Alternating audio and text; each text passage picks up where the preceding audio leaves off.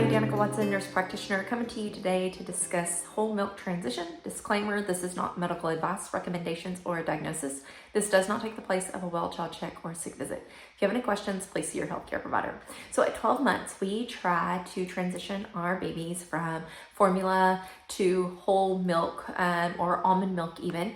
If they are breastfed, sometimes we allow, it's okay to continue to breastfeed, but you also start introducing that whole milk or almond milk or goat's milk sometime to your baby.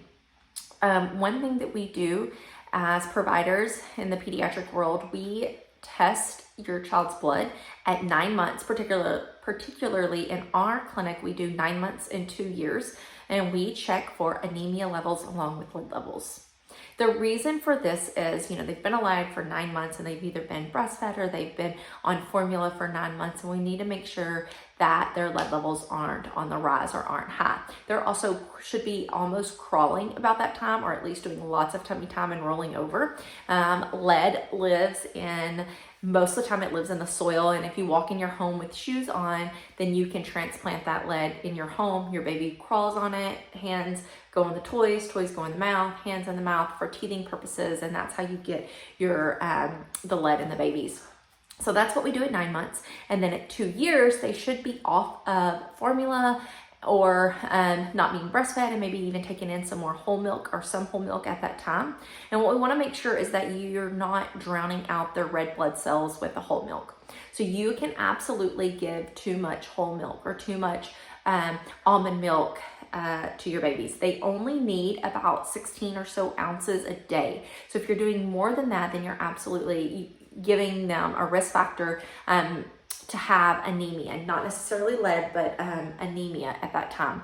So you want to make sure that it's 16 ounces or less. And then it's not a necessity that it's whole milk. If you prefer an almond milk, like an unsweetened almond milk, you can absolutely do that. If you prefer like an oat milk, you can absolutely do that. What you want to make sure is that you're meeting their nutritional goals and their foods as well. So they're getting their fruits, they're getting their vegetables, they're getting their iron fortified vegetables, and they're getting all their minerals that way. High fatty foods, right? Because the thought process is that if you're giving whole milk, it's got the high fat to support their brain growth.